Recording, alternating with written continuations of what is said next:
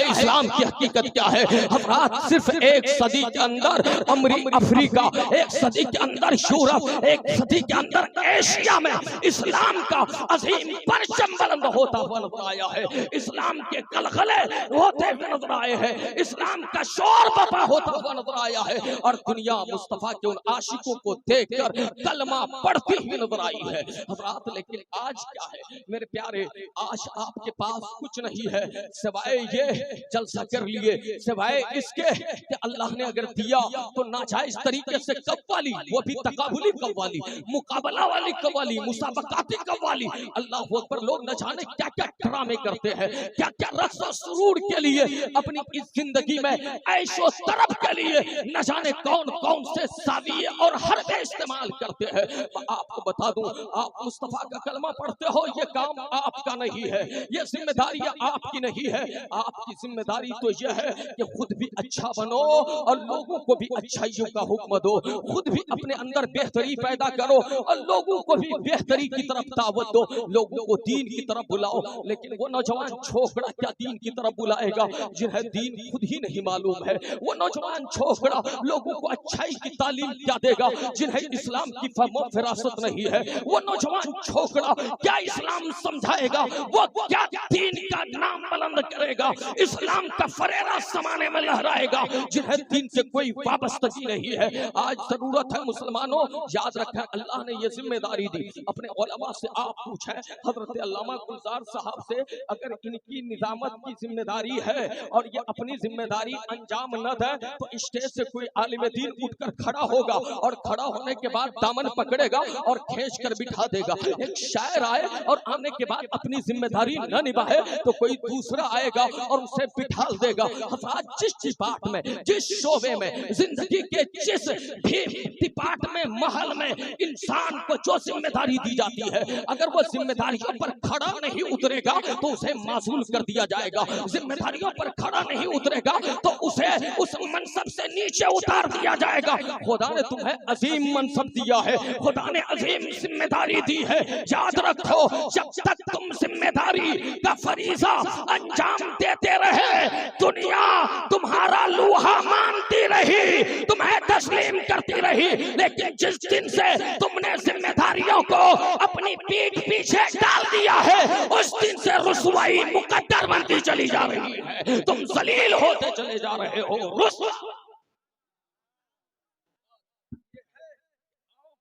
जिम्मेदारी का फरीजा अंजाम नहीं देंगे, अल्लाह ताला ने जो इज्जत दी है वो इज्जत छीन ली जाएगी, तुम्हें मासूल कर दिया जाएगा, तुम्हें अपने मनसब से उतार दिया जाएगा। अल्लाह ताला उस जगह किसी दूसरे को लेकर आएगा। दीन न समझने का नतीजा। कल मैं बरेली शरीफ था, याद रखें बरेली शरीफ बारगाह आला हज़रत में हाज़िरी दिया। हम सब आला हज़रत का नारा लगाते हैं, आला हज़रत से इश्क करते हैं, इसलिए कि आला हज़रत हमारे दीन की पहचान है, हमारे अकीदे की पहचान है। इमाम अहमद रज़ा ने हमारे ईमान की हिफाजत फरमाई है। लेकिन आपको हैरत होगी हम अपनी जिम्मेदारियों से किस कदर गाफिल हैं। आला हज़रत के नारा लगाने वाले और दीन के नाम पर इजलास और कॉन्फ्रेंस करने वाले धर्म परिवर्तन के हवाले से मैं एक बात अर्ज करना चाहता हूँ।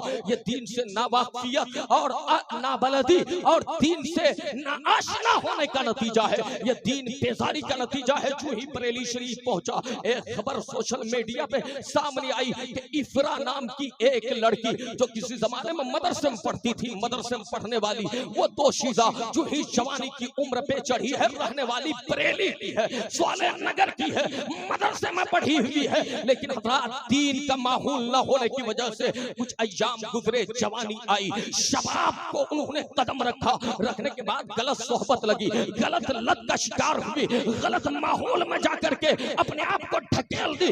यहाँ तक नौबत आ पहुंची कि वो इफरा नामी दोशीजा आज एक गैर मुस्लिम के आगोश में गोद में जाकर बैठ गई और अपने दीन का सौदा कर बैठी, अपने ईमान का सौदा कर बैठी। हज़रात ये एक वाकया नहीं है, इस तरह के वाकयात आए दिन रोनमा हो रहे हैं, आए दिन लोग इर्तिदाद का शिकार हो रहे हैं, आए दिन लोग दीन से मुतनफिर हो रहे हैं, आए दिन लोग इस्लाम से बेजार होते चले जा रहे हैं। याद रखें मेरे प्यारे, ये तो इफरा नाम की खातून है, इससे 15-20 दिन पहले उसी बरेली की रहने वाली एक साहिबजादी और भी कुफ्र इर्तिदाद के दामन में चली गई।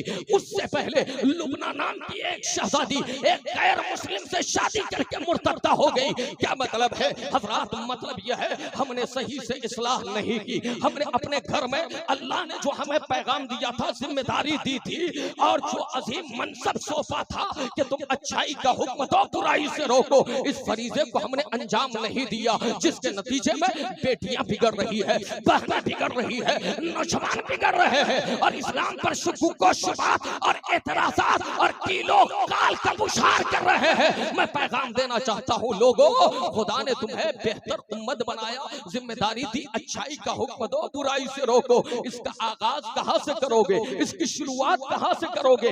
इब्तिदा कहाँ से करोगे? तो आओ कुरान कहता है या अय्युहल्लज़ीना आमनू कू अनफुसकुम व अहलीकुम नारा, अच्छाई का हुक्म दो, लेकिन आगाज कहीं और से नहीं, अपने घर से करो। शुरुआत अपने घर से करो। पहले खुद को जहन्नम से बचाओ, अपने घर वालों को बचाओ, दुनिया खुद ब खुद जहन्नम से बचे। नारे तकबीर, नारे रिसालत, जनाब अल्लामा मोहिबुल्लाह कादरी, जनाब अल्लामा मोहिबुल्लाह कादरी, उलमाए अहले सुन्नत, नारे तकबीर। है इकबाल साहब की, सब लोग इधर उधर बातों में मसरूफ है। मैं आपसे अर्ज कर रहा हूँ थोड़ी देर के लिए बैठे। मेरे भाई असद इकबाल साहब को दावत हुई है तो वो आ जाएंगे। नात ही सुननी है ना, आप सुन कर जाएंगे।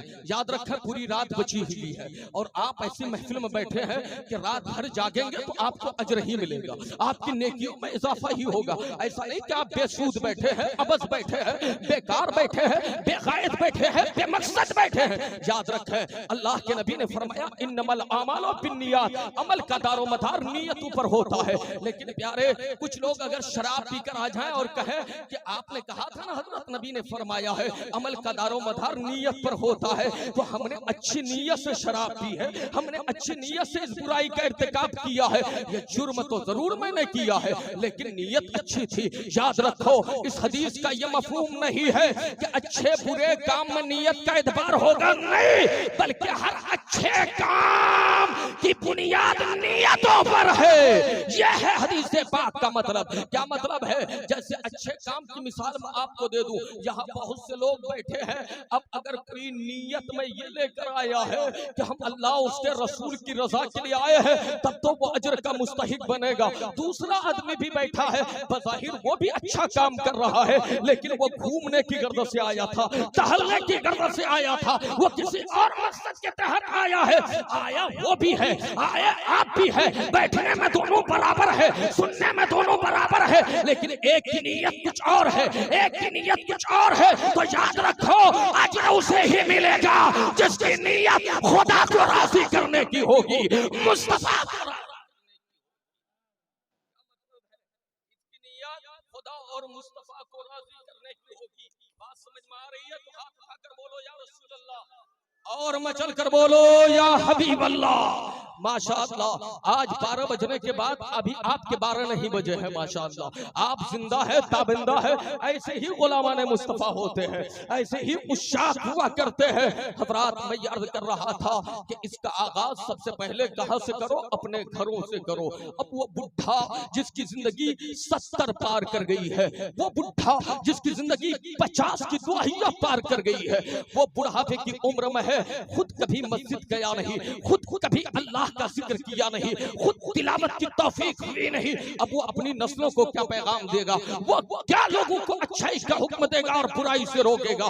मतलब यह है पहले खुद को संवारो, जमाना तुम्हें देख करके हिदायत पा जाए और ये कहने पे मजबूर हो कि जब मुस्तफा के गुलाम इतने अच्छे हैं तो नबियों के इमाम का हाल क्या होगा?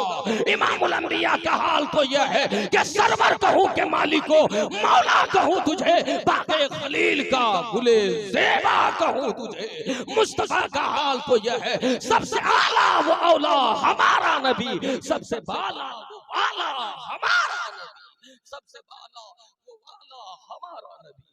क्या मतलब है मेरे प्यारे, आप बेहतर दीन के मानने वाले हो इसलिए रब ने आपको बेहतर फरमाया। दूसरे मकाम पर रब फरमाता है वो कज़ालिका जालनाकुम उम्मतन वस्ता वो उम्मतन वस्ता लितकूनु शुहदाकुम। अल्लाह ताला ने तुम्हें उम्मत वस्ता बनाया क्यों? ताकि तुम शुहदा अलन्नास लोगों पर गवाह बनो। वो यकून रसूल अलैकुम शहीदा, और रसूल तुम पर गवाह बने। अल्लाह ने क्या फरमाया? बीच वाली उम्मत रब ने तुम्हें बनाया है, तुम लोगों पर गवाह हो। तुम्हारा किरदार ऐसा होना चाहिए कि तुम कयामत के दिन ये गवाही दे सको कि हम मुस्तफा का कलमा पढ़ते थे, समझाया था हमने जालिमों को, लेकिन वो समझने से आजिज रहे, काफिर रहे। हजरात ये जिम्मेदारी तुम्हारी है, तुमको खुदा ने लोगों पर गवाह बनाया है और तुम्हारे ऊपर मुस्तफा करीम को गवाह बनाया गया है, ताजदारे कायनात को गवाह बनाया गया है।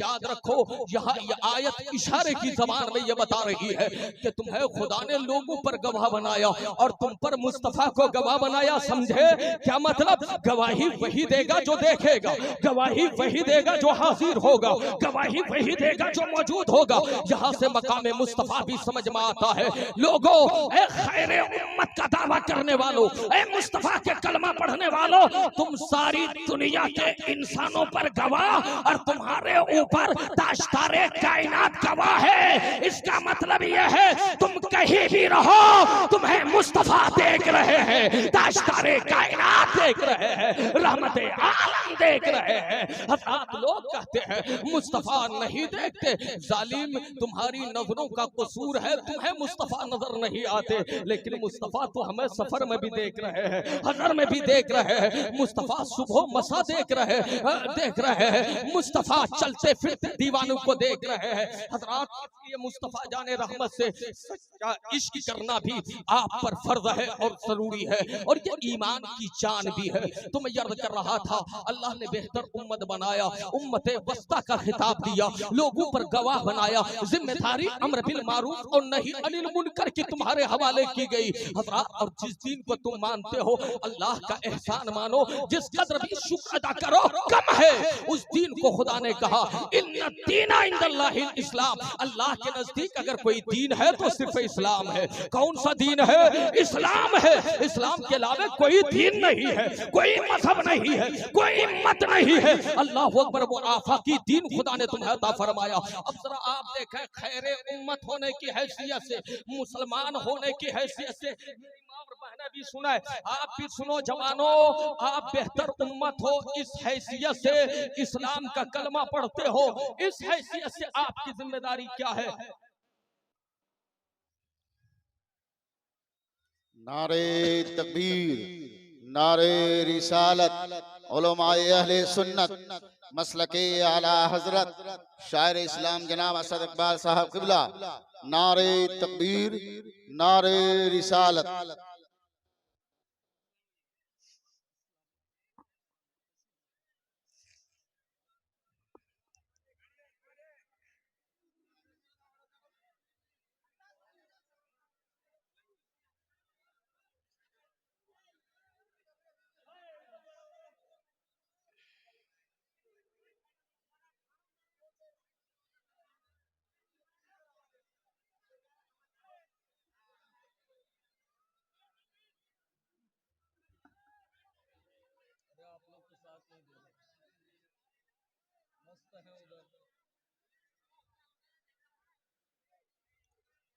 देखिए भाई, मोहब्बत से बैठिए। आपके हमारे महबूब शायर शहनशाह तरन्नुम हसानुल हिंद शायर बारगाह आला हजरत असद इकबाल कलकत्तवी साहब, जिनका आप अपने दिलो नजर को फर्शे राह बनाकर मुंतजिर थे, उनकी आमद हो चुकी है माशाअल्लाह। वो तशरीफ ला चुके हैं। इंशाअल्लाह वो जामो इरफान का प्याला पिला करके आपको सैराब करेंगे। इंशाअल्लाह आप सैराब होकर जाएंगे। तो मैं क्या अर्ज कर रहा था, अल्लाह ने आपको बेहतर उम्मत बनाया। क्या बनाया? बदतर नहीं बनाया, बेहतर बनाया। अब बेहतर उम्मत होने की हैसियत से जो जिम्मेदारी आप पर आयद होती है, अगर आप उसके कारबंद है, उसके पाबंद है, तो यकीनन आप कामयाब हैं, वरना नाकामियां आपके पांव की जंजीर बन जाएगी और इस जंजीर में घिसेट कर आप छेलते छेलते झलते झलते परेशान हैरा हैरा आप कहीं और के मुसाफिर नहीं बन सकते, जहन्नम के मुसाफिर बनेंगे। इसलिए लोगों, खुदा आपको हमको जहन्नम की आग से बचाए। दुआ करो तो अपनी दुआओं में कहा करो, अल्लाहुम्मा अजिरना मिनन नार, ऐ अल्लाह हमें जहन्नम की आग से महफूज फरमा, जहन्नम की आग से बचा। जहन्नम की आग बहुत खतरनाक आग है, उसके भड़कते हुए शोले, अल्लाह अकबर, हदीस पाक में आता है सुए के नोक के बराबर अगर जहन्नम की आग खोल दी जाए इस कायनात की तरफ, तो ये कायनात खलकर खुलकर मिट जाएगी, सारी इंसानियत तबाह हो जाएगी, इंसानों का जनाजा निकल आएगा। हजरात, इंसान का पहचानना मुश्किल हो जाएगा। दिगर मखलूकात भी आग में जल करके राख और खाक होकर के तब्दील हो जाएगी। इसलिए लोगों, जहन्नम की आग बहुत खतरनाक आग है। अल्लाह ताला ने आपको बेहतर उम्मत बनाया तो आप दीन को समझें, अपने ईमान को समझें, अपने अकीदे को समझने की कोशिश करें, इर्तिदाद की तहलील से खुद को भी बचाएं, अपनी नस्लों को भी बचाएं, इस्लाम खुद भी समझें, अपनी नस्लों को भी समझाएं। आज इर्तिदाद हजरात, हालांकि जो सोशल मीडिया पर दिखाया जाता है, इतनी बड़ी तादाद में लोग मुर्तद नहीं हो रहे हैं, बल्कि इससे कहीं ज्यादा तादाद में लोग इस्लाम का कलमा पढ़ करके मुसलमान हो रहे हैं। लोग आगोशे मुस्तफा में आकर के पनाह ले रहे हैं, लोग दामने इस्लाम में आकर चैन सुकून और करार महसूस कर रहे हैं। लेकिन हजरात, भले ही सही ज्यादा तादाद में लोग दीन से न फिर रहे हो, इर्तिदाद के शिकार न हो रहे हो, कम ही हो रहे हो, लेकिन ये कम भी क्यों हो रहे हैं, इसका जायजा लेना चाहिए। इसके लिए हमें फिक्र होनी चाहिए, मंसूबाबंद कोशिश के साथ इसकी मुखालफत में हमें मैदान अमल में उतरना चाहिए और जालिमों का मुकाबला करना चाहिए।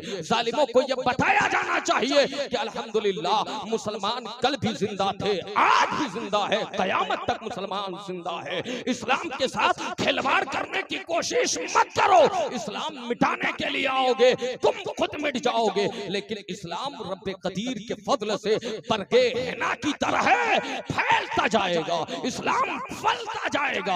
ये इस्लाम की हक्कानियत है। लोगों, आज अगर मैं आपसे सवाल करूं, कितने लोग हैं जो दीन की मबादियात से, दीन की असासियात से, दीन की जरूरियात से वाकिफ है? हजरात, कितने लोग हैं जो इस्लाम की सही तारीफ लोगों के सामने कर पाए? हजरात, कितने लोग हैं जो अपने मजहब और मसलक को लोगों के सामने खुलकर वाज़ेह कर सके? मुझे इतने बड़े मजमे में शायद ही 2-4 लोग हो जो अपने मसलक और अपने मजहब का डिफेंड कर सके, उसकी तर्जमानी कर सके। हजरात, इन जलसों से क्या फायदा है, इन कॉन्फ्रेंसों से क्या फायदा है अगर आपको इतना भी न समझ में आया? याद रखो, आज एक पैगाम लेकर जाओ। अल्लाह ताला ने आपको मोमिन बनाया, इस्लाम अता फरमाया, आपको शरीयत अता फरमाई। इस शरीयत के मकासिद 5 है। एक सबक दे रहा हो, मकासिदे शरीयत कितने हैं? हाथ उठाकर बोलो। 5 है। कितने हैं? 5 है। हजरात, ये जवान, ये कुछ लोग हाथ उठाने को भी तैयार नहीं है। अल्लाह अस्तगफिरुल्लाह। हजरात, नहीं मालूम क्या सुन कर क्या सोच कर महफिलों में बैठते हैं। मैं आपको सिखा रहा हूँ भाई, दर्स दे रहा हूँ। मकासिदे शरिया कितने हैं?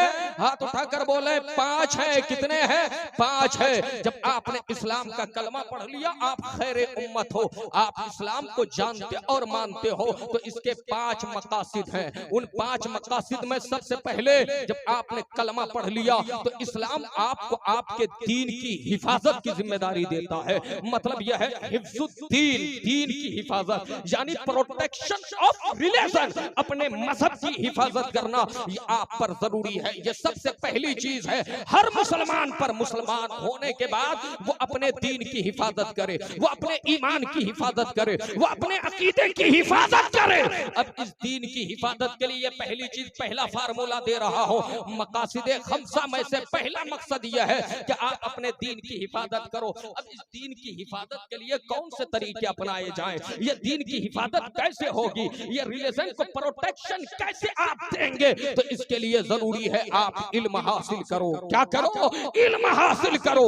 इल्म का हासिल करना हर मुसलमान मर्द पर भी फर्ज है, औरत पर भी फर्ज है।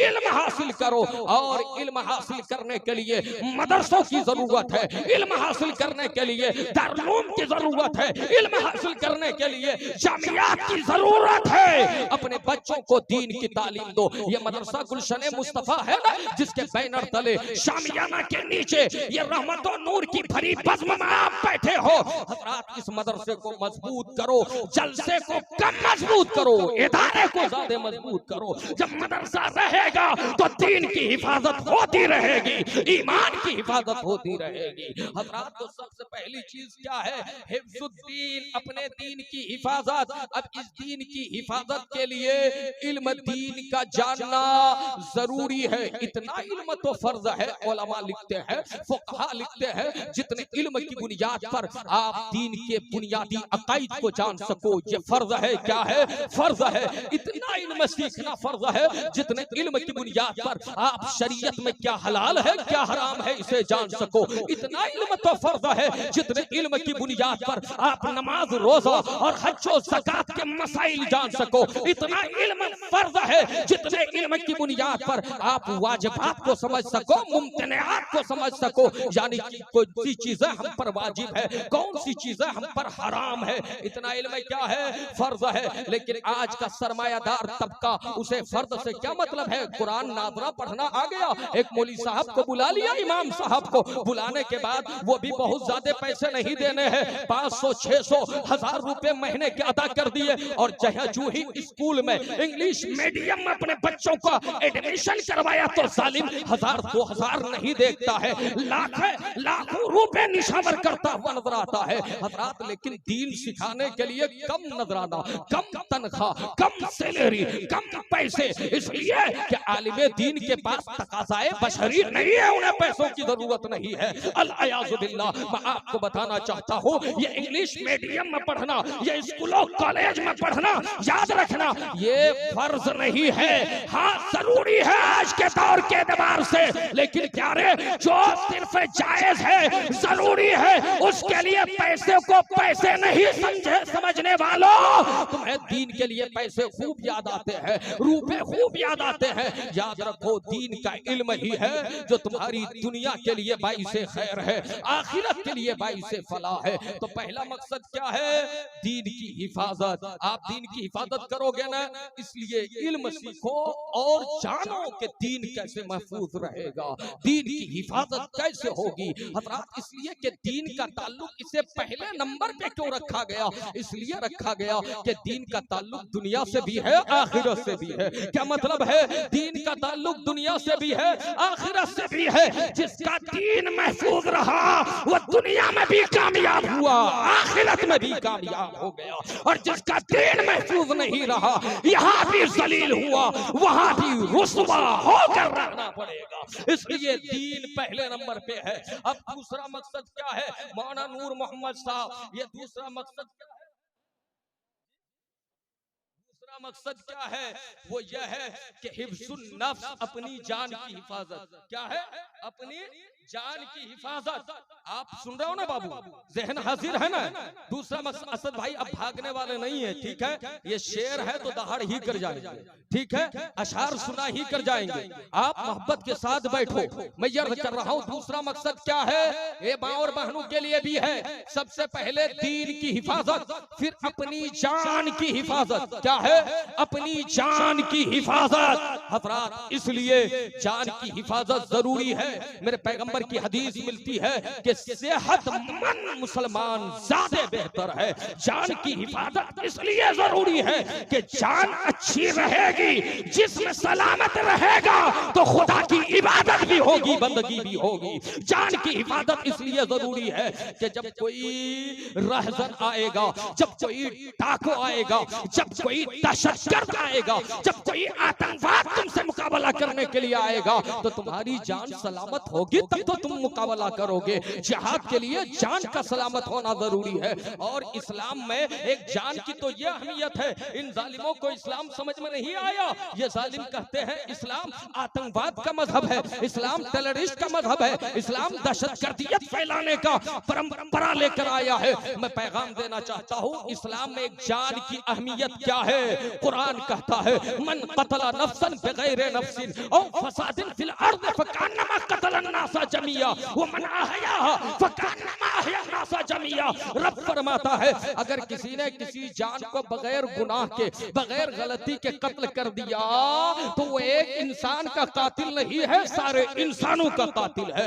एक जान की अहमियत यह है, इंसानी जान की अहमियत इस्लाम में तो यह है मेरे प्यारे कि इंसान जिंदा है तो भी एहतराम किया जाए, इंसान मर जाए वो जिस्म से बर्बाद कर जाए तब भी उस जिस्म का एहतराम किया जाए, उस जान को एहतराम की नजर से देखा जाए। तो दूसरे नंबर पे क्या है, ये जान है। अब तीसरे नंबर पे क्या है, हिफ्जुल अक्ल, अपनी अक्ल की हिफाजत। क्या मतलब, अपनी अक्ल को प्रोटेक्शन फराहम करना, उसका दिफा करना, अपनी अक्ल की हिफाजत करना। हज़रात इस्लाम में बहुत सारी चीजें जो हराम है, जैसे शराब का पीना और दूसरे मनशियात का पीना, वो बहुत सारी चीजें जो आज तड़क की शक्ल में, शराब की शक्ल में, ताड़ी की शक्ल में और अल्कोहल की शक्ल में आप पीते हो, ये सब के सब हराम किस लिए है? इसलिए है कि इस्लाम तुम्हारे अक्ल की हिफाजत की जमानत देता है और तुम्हें जिम्मेदारी देता है अपनी अक्ल की हिफाजत करो। जब तुम शराब पियोगे तो नबी फरमाते हैं शराब पीने से अक्ल ज़ायल हो जाती है, अक्ल खत्म हो जाती है। जब अक्ल ज़ायल हो जाएगी तो इंसान कुछ भी करेगा, इंसान कभी ज़ना करेगा, इंसान कभी कत्लो गारतगरी करेगा, इंसान कभी फसाद मचाएगा, इंसान कभी खूनरेज़ी करेगा। इस्लाम ने उन तमाम चीजों को हराम कर दिया जिन चीजों से अक्ल ज़ायल हो जाए। इसलिए अक्ल की हिफाजत करो, यह इस्लाम के मकासद में से क्या है मेरे प्यारे? इस्लाम के मकासद में से एक अहम मकसद है। उसके बाद इस्लाम कहता है, क्या कहता है? हिफ्जुल माल। उसके बाद हिफ्जुल माल 5वें नंबर पे है। चौथे नंबर पे इस्लाम कहता है हिफ्जुल नस्ल, हिफ्जुल नस्ल यानी जनरेशन की हिफाजत। इस्लाम ने जो ये इस्तवादी कानून लागू किया है, मियां बीवी का तरीका इजाद किया है, इस्लाम ने जो शादी ब्याह की रिवायत कायम की है, हज़रात इसका मफाद यह है, इसमें हिकमत यह है, इसकी मसलिहत यह है कि बगैर शादी के जनरेशन की हिफाजत नहीं हो सकती, नस्ल महफूज नहीं रह सकती। आज आप देखें सोशल मीडिया उठाकर, अखबारात, प्रिंट मीडिया के जरिए आपको यह खबर मालूम होगी, वसूल सराय से ये बात फैलती है। आप भी जानते होंगे मगरिबी ममालिक में आज भी जहां लोग शादी सही ढंग से नहीं करते, जहां पे गर्लफ्रेंड और बॉयफ्रेंड के नाजायज रिश्ते कायम होते हैं, जहां जिस्मानी ताल्लुकात कायम किए जाते हैं, जहां ज़ना के अड्डे आबाद किए जाते हैं, जहां रक्कासाओं और तवाइफों की महफिलें सजाई जाती है, आज वहां बहुत से करोड़ों की तादाद में ऐसे बच्चे मिल जाएंगे जिनके बाप का सही पता नहीं है, जिनके बाप की सही तशखीस नहीं हो पाती है। हज़रात मैं बताना ये चाहता हूँ, इस्लाम ने शादी का एक अजीम कानून दिया निकाह का, ताकि तुम्हारा खानदान बने और तुम्हारी नस्ल महफूज रहे, उसकी हिफाजत होती रहे, कोई तुम्हारी नस्ल पर बदनुमा थप्पा और दाग न लगा सके, कोई तुम पर तंज न कर सके, इल्जाम न लगा सके। इसलिए इस्लाम ने हिफाजत खानदान के लिए ज़ना को हराम कर दिया है। गोया इस्लाम के हर मकसद में हजार हिकमत है और वो हमारे और तुम्हारे मफाद के लिए है, हमारे और तुम्हारी भलाई के लिए है, हमारी और तुम्हारी निजात के लिए है। क्या समझ में आया? कितने मकासद हो गए? बात समझ में आ रही है? 4 हो गए ना भाई। हिफ्जुद्दीन, हाथ उठाकर बोलो, हिफ्जुद्दीन, दीन की हिफाजत। अब दीन की हिफाजत आप करोगे ना। आज दीन की हिफाजत क्या हो रही है, क्रिसमस डे पे तुम मुबारकबादी पेश करते हो, नौजुबिल्लाह। जिनके अकीदे में तस्लीस है, जो हजरत ईसा को हम पैगंबर कहते हैं, वो इब्नुल्लाह कहते हैं, हजरत मरियम को तीसरा खुदा मानते हैं, नौजुबिल्लाह मिन ज़ालिक। आप उनके त्योहार में, उनके परंपरा में, उनके फंक्शन में शिरकत करते हो, गैर मुस्लिमों को क्या जा करके आप उनके साथ शिर्क और खुद परस्ती में मदद करते हो। लोगों, आपको बता दूं, आप ऐसा करेंगे तो आपके दीन की हिफाजत नहीं हो सकेगी, ईमान की हिफाजत नहीं हो सकेगी। उसके बाद एक मकसद क्या है, हिफ्जुल माल। क्या है, माल की हिफाजत। इस्लाम ये भी नहीं चाहता कोई मुसलमान हो और गुर्बत की जिंदगी गुजारे, कोई मुसलमान हो और फाके की जिंदगी गुजारे। इस्लाम ये नहीं चाहता आप तंगदस्ती की जिंदगी गुजारो। लेकिन आज अफसोस होता है कि मुसलमानों से ज्यादा भीख मांगने वाले कोई और कौम में नहीं है। मुसलमान का जवान कहता है खानदानी परंपरा है, नौजवान है, हाथ सलामत है, पैर सलामत है। आपके इलाके में भी रहते होंगे ये नाहंजार, कहीं जाकर सैयद बनते हैं, कहीं जाकर शाह बनते हैं और भीख मांग मांग करके शराब और कबाब से मस्त हो करके अपने इज्जत कदमा करके ऐश करते हैं, अपनी जिंदगी गुजारते हैं। याद रखे, इस्लाम का फार्मूला यह है, जिसकी जान सलामत है, जिसमें सलामत है, उसे बगैर किसी उज़्र के भीख मांगना जायज नहीं है। ऐसे लोगों को भीख ना दिया करें। आप भीख देंगे तो गोया इस्लाम का मजाक उड़ाने में आप मदद कर रहे हैं, इस्लाम का आप मस्करा बना रहे हैं। लोगों, इस्लाम कहता है हिफ्जुल माल, माल की हिफाजत करो, ये पांचवा मकसद है। अब माल की हिफाजत कैसे करें, यानी मेहनत करो, मजदूरी करो, कसबे हलाल करो, रिज़्क़े हलाल की तलाश में लग जाओ और लोगों के कारोबार करो, तिजारत करो, दुनियावी सराया बनाओ, सही माल कमाओ और उस माल के जरिए दीन का काम करो, इस्लाम की तबलीग करो, मदरसों की इमारत बनाओ। सिर्फ अपना पेट न पालो, मस्जिदें तामीर किया करो, गरीबों की मदद किया करो, यतीमों पर दस्ते शफ़क़त रखा करो। तो हज़रात, ये 5 मकासद हैं। अगर आप समझ गए और इनकी हिफाजत करते रहे तब तो आप कामयाब हैं, वरना नाकामिया आपके मुकद्दर में है और नाकामी आपको रुसवाई की दहलीज पर ले जाएगी, जहां आप कहीं के न रहेंगे। सबसे पहली चीज यह है कि बेहतर उम्मत होने की हैसियत से आप सब आज ये तय कर लो कि आप भी अच्छे बनोगे, अपने घर वालों को भी अच्छा बनाओगे, अपनी सोसाइटी की भी इस्लाह करोगे, अपने माशरे और समाज में भी चेंजिंग की हर मुमकिन कोशिश करोगे। आप अपने किरदार से ये तबलीग करोगे, अपनी जबान से ये तबलीग करोगे, अपने दिल से ये कोशिश करते रहोगे। अगर आप कर रहे हो तो यकीनन प्यारे, फिर आपकी नस्ल का कोई भी बच्चा आप जनरेशन कुफ्र इर्तिदाद की दहलीज पे जाकर के अपना सर न छुपाएगी, बल्कि वो दीन की हिफाजत करेगी। अपनी नस्लों को बताओ कि बेटे, तुम्हारी जान से ज्यादा कीमती तुम्हारे लिए ईमान है, तुम्हारे माल से ज्यादा कीमती तुम्हारे लिए तुम्हारा इस्लाम है, तुम्हारा मजहब है। सब चला जाए, जाने देना, लेकिन अपने दीन का सौदा न होने देना, अपने ईमान का सौदा न होने देना। और आज के दौर में मैं आपको बता दूं लोगों, सबसे ज्यादा हमारे और आपके लिए आइडियल और मिसाल अगर कुछ लोग हैं इस मुल्क में नहीं पूरी दुनिया में, तो आपके लिए एक अजीम आइडियल और अजीम मिसाल फिलिस्तीन में शहीद होने वाले हैं, वहां जिहाद करने वाले हैं, वहां अपनी जानों का नजराना पेश करने वाले हैं। वो लोग बड़े लाजवाब हैं। आप उनकी तारीख पढ़ो। वैसे आपने तारीख में कभी पढ़ा होगा, वैसे तारीख पढ़ने की तौफीक का मिलती है। कुरान तो पढ़ते नहीं है, तारीख क्या पढ़ेंगे? कुरान की तिलावत करते नहीं है, इतिहास क्या पढ़ेंगे? लोगों, अगर आपने पढ़ा होगा तो तारीख के वरक से सहाबाए किराम की कुर्बानियां तुम्हें पैगाम दे रही है। इस्लाम कैसे तुम तक पहुंचा है, तुम्हें जो खैर उम्मत का ताज अता किया गया, ये ताज यूं ही नहीं मिला है। ये ताज कैसे कैसे तुम्हारे सर सजाया गया है। याद रखो, जाने दी है, मालों का नजराना दिया है, आल औलाद की कुर्बानियां दी है, तब जाकर इस्लाम आप तक पहुंचा है। लेकिन प्यारे, ये तो आपने पढ़ा होगा, लेकिन आज के दौर में अगर देखना है, इसलिए कि पूरी दुनिया ग्लोबल विलेज में बदल चुकी है, एक गांव की शक्ल इख्तियार कर चुकी है। सोशल मीडिया पे बटन दबाओ, मशरिक का पता कर लो, मगरिब का पता कर लो, शुमालो जुनूब का पता कर लो, कौन कहां क्या कर रहा है,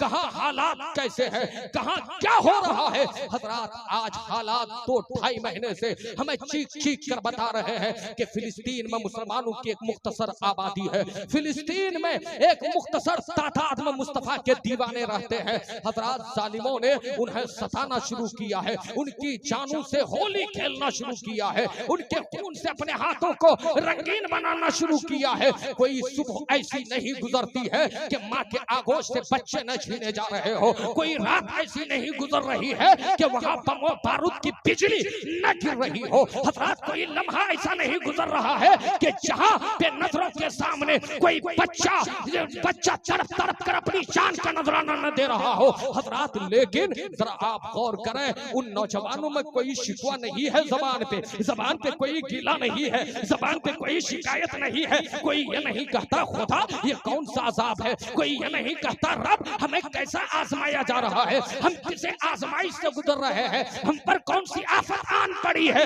अल्लाह अकबर, खानदान का खानदान उजड़ रहा है, चमन ताराज हो रहे हैं, गुलशन खाकिस्तर हो रहे हैं। हजरात, हर तरफ से शामियाने छीने जा रहे हैं, जमीनें तंग की जा रही है, पांवों से हजरात जूतियां छीनी जा रही है। लेकिन ऐसे मौके से भी वहां का ईमान वाला सजदा करके अपने रब का शुक्र अदा कर रहा है, रब की बड़ाई।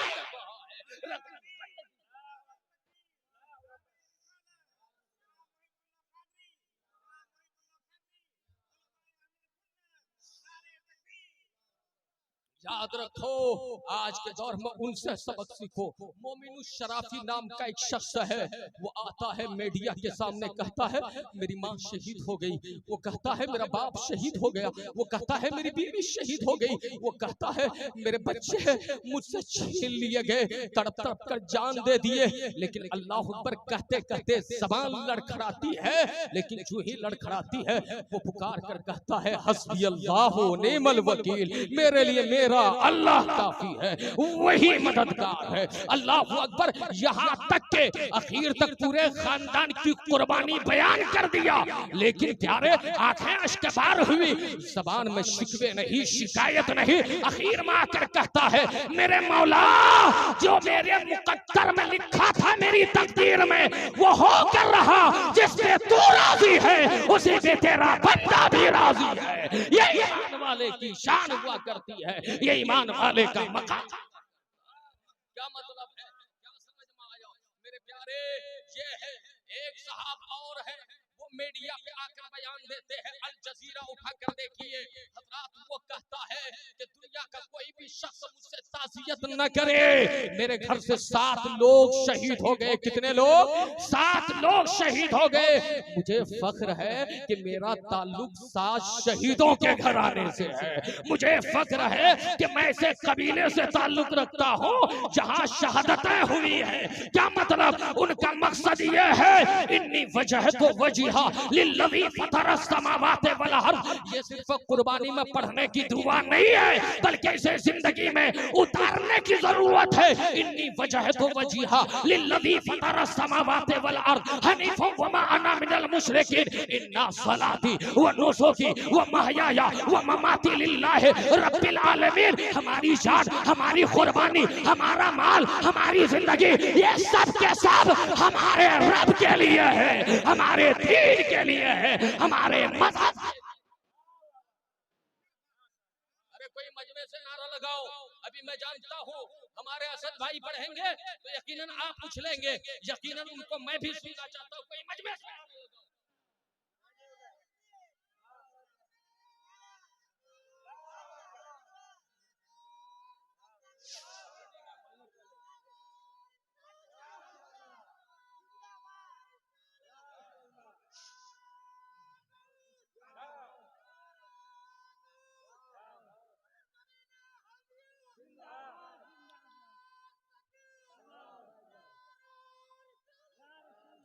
इसी मौके से मैं हुजूर ताजुश शरिया का ये शेर पेश कर दूं। इस आयत की तर्जमानी करते हुए सरकार ताजुश शरिया फरमाते हैं, जिंदगी ये नहीं है किसी के लिए, जिंदगी है नबी की, नबी के लिए ना समझ मरते हैं, जिंदगी के लिए जीना मरना है सब कुछ नबी के लिए, जीना मरना है सब कुछ नबी के लिए। और मेरे आला हजरत फरमाते हैं, आशिको तुम अपनी जानों का नजराना दे रहे हो। एक आशिक बरेली से कहता है, करूं तेरे नाम पे जाफिदा, बस एक जा नहीं तो जहां फिदा, तो जहां से भी नहीं जी भरा, करूं क्या करोड़ों जहां नहीं, करूं क्या करोड़ों जहां नहीं। हज़रात ये आपके दीन और ईमान का तकाजा होना चाहिए। आओ फिलिस्तीन के हवाले से एक हदीस पाक सुन ले। मुस्नद अबू याला की हदीस है। किसकी है? मुस्नद अबू याला की हदीस है। वैसे अल्फाज की तरमीम के साथ ये हदीस बहुत सी कुतुब अहदीस में मौजूद है। आओ हजरत अबू हुरैरा रावी है, वो फरमाते हैं कि मेरे आका ने फरमाया, किसने फरमाया? मुस्तफा ने फरमाया, कौनैन के दूल्हा ने फरमाया। जरा मोहब्बत से बोलिए या रसूल अल्लाह, और मचल कर बोलिए सुभान अल्लाह। वो कहते हैं, ला तज़ालो इसाबतुन मिन उम्मती युकातिलूना अला अबवाबे दमिश्क व मा हौला व अला अबवाबे बैतुल मक़दिस व मा हौला ला यहुर्रुहुम खिज़लानु मन खज़लहुम ज़ाहिरीना अलल हक़ इला अन तक़ूम अस्सा।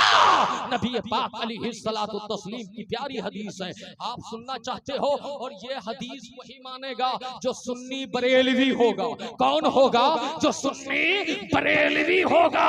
इसलिए कि जंग आज है, लड़ाई आज हो रही है, फसाद आज बपा है, जान आज जा रही है, लेकिन 1400 साल पहले मुस्तफा मदीने से बता रहे हैं, ताजदारे कायनात बता रहे हैं, रहमत आलम पैगाम दे रहे हैं। सुन्नियों, एक बार अकीदा क्या कहेगा? इसलिए कि उसका अकीदा तो यही है ना कि नबी को दीवार के पीछे का इल्म नहीं, माज़अल्लाह, नबी का इल्म जानवरों की तरह है, चौपाइयों की तरह है। उसे क्या शऊर है, उसे क्या फिक्र है। लेकिन यारो याद रखो, हमारा अकीदा तो यह है, हमारा अकीदा तो यह है, और कोई गैब क्या तुमसे नीहा हो भला, जब ना खुदा ही छुपा तुम पे करोड़ों दुरूद। ये मुस्तफा है, मुस्तफा मदीने से 1400 साल पहले फरमा रहे। नबी फरमाते हैं, मेरी उम्मत में एक जमात, सुभान अल्लाह, मेरी उम्मत में एक जमात हमेशा ऐसी रहेगी, कैसी रहेगी? नबी फरमाते हैं, एक जमात ऐसी रहेगी जो हक के लिए, जो दीन के लिए, जो इस्लाम के लिए, जो अपने मजहब के लिए, जो तौहीद की हिफाजत के लिए, जो रिसालत की बका के लिए, हिफाजत के लिए, जो कुरान के हुर्मत की हिफाजत के लिए, जो इस्लाम के तकद्दुस को बचाने के लिए क्या करेगी? वो जमात हमेशा दुश्मनों के मुकाबले में खड़ी रहेगी, दुश्मनों से मुकाबला करती रहेगी। नबी फरमाते हैं, युकातिलूना अला अबवाबे दमिश्क, यानी दमिश्क के दरवाजों से वो दुश्मनों के खिलाफ लड़ती रहेगी, इस्लाम की हिफाजत करती रहेगी। अच्छा, आज दमिश्क में नहीं मालूम हाल क्या है, लेकिन आज हालात बैतुल मुक़द्दस के खराब है। नबी आगे फरमाते हैं कि वो अला अबवाबे बैतुल मक़दिस व मा हौला, एक जमात ऐसी रहेगी जो दुश्मनों से लड़ती रहेगी दीन बचाने के लिए, बैतुल मुक़द्दस के दरवाजे से, और उसके इर्द गिर्द वो जमात रहेगी, उसके चारों तरफ से वो दीन की हिफाजत करती रहेगी, दुश्मनों से मुकाबला करती रहेगी। और मेरे पैगंबर फरमाते हैं, नबी ने बिशारत दी है, याद रखो, फिलिस्तीन की कभी हार नहीं हो सकती, शिकस्त व हजीमत से दो चार वो नहीं होंगे। जाने जाएगी लेकिन जीत उन्हीं की होगी, जाने जाएगी लेकिन वही फातेह होंगे, जाने जाएगी कामयाबी उन्हें ही मिलेगी। इसलिए कि कामयाबी तीरों तलवार की बुनियाद पर नहीं मिलती है, कामयाबी हथियार की बुनियाद पर नहीं मिलती है, कामयाबी तादाद की बुनियाद पर नहीं मिलती है। हमें मिजाज दिया गया, कामयाबी तो रब के फजल की बुनियाद पर मिलती है, कामयाबी तो मुस्तफा से इश्क की बुनियाद, ईमान की बुनियाद पर मिलती है। इसलिए मेरा ईमान कह रहा है, वो वो कटने मरने के बाद, शहीद होने के बाद भी कामयाब है। नबी फरमाते हैं ला यजुर्रुहुम खिज़लानो मन खज़लहुम, ला यजुर्रु खिज़लानो मन खज़लहुम, यानी कोई भी ताकत उन्हें नुकसान नहीं पहुंचा सकेगी।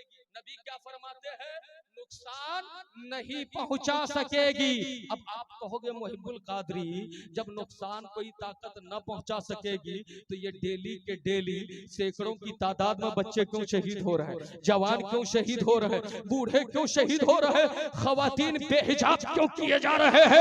आज वहां पे खून का दरिया क्यों बह रहा है, वहां की जमीन खून से लहूलुहान क्यों हो गई है? अगर उनको कोई जमात तकलीफ न पहुंचा सकेगी तो याद रखो, तकलीफ न पहुंचाने का ये मतलब नहीं है, ये मतलब नहीं है। नबी ने आगे फरमा दिया ज़ाहिरीना अलल हक, मतलब कोई जमात उन्हें जरर नहीं पहुंचा सकेगी इस मामले में कि उसे दीन से अलग कर दे, हक से जुदा कर दे, उनके कदमों से इस्तिकामत को छीन ले, इस्तिकाम के जज्बे को मुतसलसल कर दे। मतलब यह है वो लड़ेंगे, कटेंगे, शहीद होंगे, लेकिन दीन का सौदा नहीं करेंगे, ईमान का जनाजा निकलने नहीं देंगे, अपने दीन की हिफाजत करेंगे, अपने ईमान की हिफाजत करेंगे, अपने अकीदे की हिफाजत करेंगे। और कब तक होगा ये?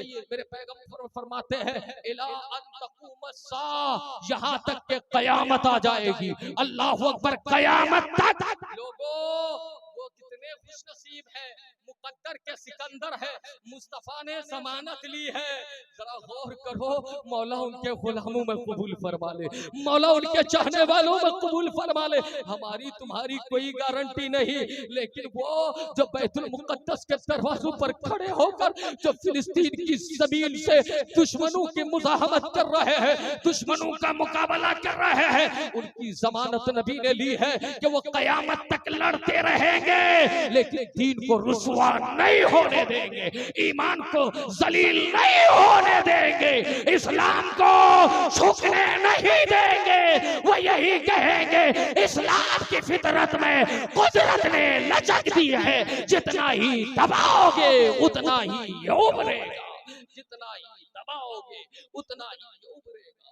अच्छा, ये फिलिस्तीन में रहने वाले, आखिरी बात अर्ज कर रहा हूँ इसलिए कि बड़े भाई असद इकबाल साहब बैठे हैं, उनको भी सुनना है, एक सबक ले लो। ये फिलिस्तीन बैतुल मुकद्दस, ये बैतुल मुकद्दस क्या है, वहाँ मस्जिद अक्सा है, क्या है? याद रखो मुसलमानों, हमारी मस्जिदें सब काबिले ताज़ीम व तकरीम है, लेकिन 3 मस्जिदें ऐसी है जहाँ इबादत करो तो अजर में इजाफा कर दिया जाता है, सवाब में इजाफा कर दिया जाता है। जहाँ इबादत करो तो बरकतें कदम कदम पे लौटती हुई नजर आती है, जहाँ इबादत करो तो एक एक सजदे पे नेकियां इस्तेमाल करती हुई नजर आती है, जहाँ इबादत करो तो रहमत इलाही झमझम बरसने लगती है, जहाँ इबादत करो तो ऐसा लगे कि बंदा जमीन पे सजदा नहीं कर रहा है, अपने खुदा के हुजूर मुलाकी हो रहा है, अपने रब की बारगाह में हाजिर है। ये फिलिस्तीन की जमीन है, मस्जिद अक्सा है। याद रखो प्यारे, मैं आपसे पूछूं जवानों, कितनी बड़ी मस्जिद है जिसकी तरफ सफर करने के लिए नबी ने फरमाया जहां सवाब बढ़ाया जाता है। कोई नौजवान बता दे वो कितनी मस्जिद है कोई नौजवान? अरे किसी को नहीं मालूम, किसी को नहीं मालूम। अल्लाह अस्तगफिरुल्लाह। हजरत अल्लामा महमूद साहब, मौलाना नूर मोहम्मद साहब, मौलाना गुलजार साहब किबला, यह है हमारी कौम का हाल। इन्हें जरूरियात दीन भी मालूम नहीं है, इन्हें इस्लाम के मबादियात भी मालूम नहीं है। हजरत, बड़ा अफसोस होता है मेरे आला हजरत, जो पूरी जिंदगी तुम्हें दीन समझाते रहे, उनका नारा लगाते हो, लेकिन उनके पैगामात पर अमल नहीं करते। याद रखो, जाहिर और बातिन को जब तक एकसा न करोगे, न तो रजा खुश होंगे, न अहमद खुश होंगे, न अहमद की रजा मिलेगी, न रजा की अहमद मिलेगी। याद रखना मेरे प्यारे, मैं आपसे अर्ज करना चाहता हूँ लोगों, ये मस्जिद अक्सा है, ये किबले अव्वल है। क्या है? किबले अव्वल है दुनिया की तमाम मस्जिदों में। अच्छा, आज मुसलमान मस्जिद जाए तब ने अपने इमाम साहब से ये सीखे, कारी साहब मस्जिद तो जाना है नहीं, बाजार में मटर गश्ती करेंगे। और अब तो वो आखिरी रात आ रही है प्यारे, दिसंबर की आखिरी रात। न जाने कितनी इज्जतें नीलाम होती है होटलों में, बाजार में, पार्क में और सरे राह शाहराहों पर। और वो मतलब यह है कि जगह तलाश कर करके लोग अय्याशी करते हैं, ऐशो तरफ की बज़्में सजाते हैं, नौज़ुबिल्लाह, शराब कबाब के नशे में मस्त रहते हैं। तुम खैरे उम्मत हो, किस मुंह से कहते हो खैरे उम्मत? तुम मुसलमान हो, किस मुंह से कहते हो मुसलमान? याद रखो, तेरे कहने न कहने से इस्लाम का कुछ नहीं बिगड़ेगा। कुरान ने तो उनसे कहा यार जो सहाबी है, जरा अपना जायजा लो। कुरान की एक आयत नाज़िल हुई हजरत, अल्लाह फरमाता है या अय्युहल्लज़ीना आमनू उदखुलू फिस्सिल्म काफा, ईमान वालो इस्लाम में पूरा पूरा दाखिल हो जाओ। क्या कहा? इस्लाम में पूरा पूरा दाखिल हो जाओ। ये किससे कहा गया आपको मालूम है?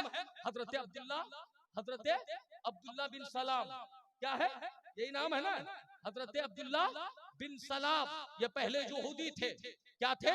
यहूदी थे, इस्लाम लेकर आए, लेकिन क्या था कि शरीयत मूसवी की कुछ बातों पर अमल करते थे, ऐसी बातों पर अमल करते थे जिससे दीन पर कोई फर्क नहीं आता, दीन का कुछ नहीं बिगड़ता। लेकिन वो शनीचर जो हफ्ते का दिन है उसका एहतराम करते थे। अब कोई अगर दिन का एहतराम करे तो थोड़ा ना ईमान निकल जाएगा, लेकिन अल्लाह को यह भी गवारा न हुआ। रब ने फरमाया ए मेरे हबीब का कलमा पढ़ने वाला सुन, पूरा पूरा इस्लाम में दाखिल हो जाओ, पूरा पूरा इस्लाम में दाखिल हो जाओ। गोया एक सहाबी से कहा जा रहा है, एक सहाबी से, यानी शरीयत मूसवी की बात बातों पर अमल कर ले तो उनसे कहा जा रहा है। अब ये जो 1 जनवरी है ना, ये 31 दिसंबर गुजर जाने के बाद, 31 तारीख के गुजर जाने के बाद, ये हमारी इस्लामी तारीख नहीं है, ये ईसाइयों की है। एक क्रिश्चियन जमात की का अपना महीना, ये इस्लामी तारीख, इस्लामी ये उनका अपना कैलेंडर, ईस्वी कैलेंडर है। लेकिन प्यारे ये नसरानियों के दिन है, नसरानियों की तारीख है, लेकिन इसमें सबसे ज्यादा अय्याशी मुसलमान करते हैं, फहाशी मुसलमान करते हैं, गड़बड़ मुसलमान करते हैं, नाजायज इखराजात मुसलमान करते हैं, फजूल रस्म मुसलमान करते हैं। मैं आपको बताना चाहता हूँ, गैरों के त्योहार में गैरों के रस्म रिवाज को तुम अपनाओ। याद रखो एक सहाबी शरीयत मूसवी पर अमल करे तो रब कहे पूरा पूरा ईमान में दाखिल हो जाओ। अब तुम अपना जायजा लो, तुम कैसे मुसलमान हो, तुम्हारा पूरा पूरा ईमान कहाँ है? लोगों पूरा पूरा जब तक ईमान में दाखिल न होगे उस वक्त तक तुम्हें कामयाबी नहीं मिल सकती है, तुम्हें हुक्मरानी नहीं मिल सकती है, तुम इक़्तिदार की कुर्सी पर नहीं आ सकते हो, तुम इज्जत और वक़ार के मनसब पर फाइज नहीं हो सकते हो। इसलिए लोगों अपने आप में गौर करो। तो मैं अर्ज़ कर रहा था वो 3 मस्जिदें हैं, कितनी मस्जिदें हैं ये भी सीख लो मेरे प्यारे। 3 मस्जिदें हैं, हाथ उठाओ ना मेरे भाई। 3 मस्जिदें हैं जिसकी तरफ सफर करके जाना सवाब है। पहली मस्जिद क्या है? मस्जिद हराम है। क्या है? मस्जिद हराम, जिसे खाने काबा कहते हैं, मस्जिद हराम। दूसरी मस्जिद कौन सी है? मस्जिद नबवी है। कौन सी है? मस्जिद नबवी है। तीसरी मस्जिद मस्जिद अक्सा है। बोलो सुभान अल्लाह, और मचल कर बोलो या रसूल अल्लाह। ये 3 मस्जिद है। अब मस्जिद अक्सा के हवाले से 2 जुमले आप समाप्त कर लें।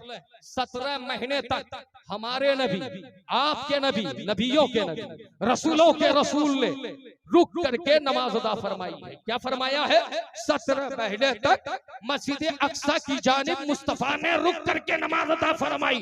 गोया ये किबला अव्वल है, बाद में खाने काबा किबला है।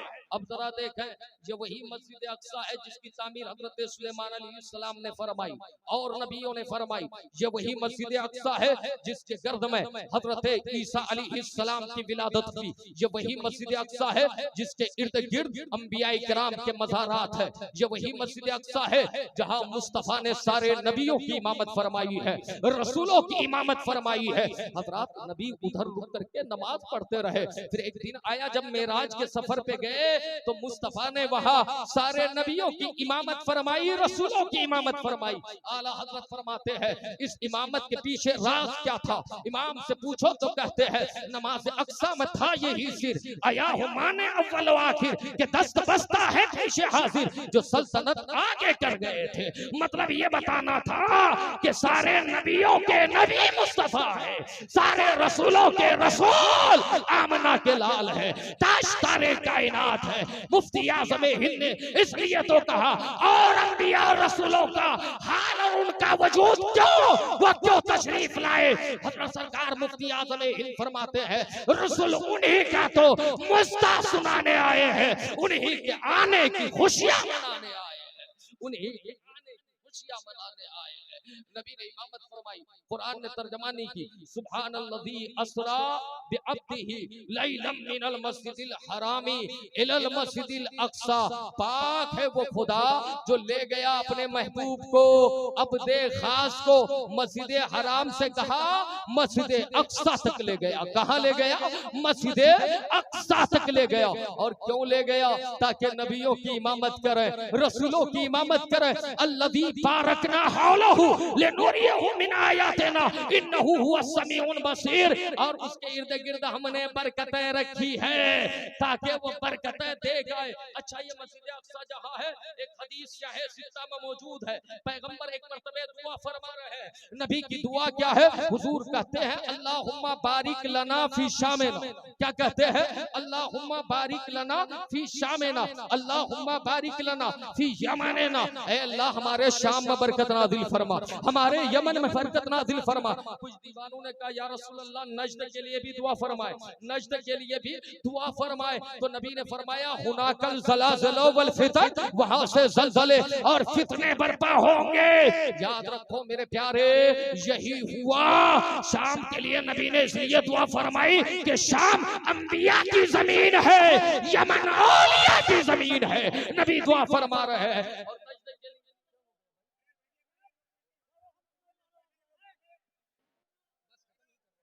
मुसलमान अगर ऐसे ही करते रहे तो यकीनन आप भी काटे जाएंगे, मारे जाएंगे। इसलिए लोगों अपने गिरेबान में झांको, तौबा करो, रुजू इल्लाह करो, सच्चे दीनदार ईमानदार बन जाओ, मस्जिदें आबाद करो, मदरसों को मजबूत करो, उलमा का एहतराम करो ताकि तुम फितरों का मुकाबला कर सको।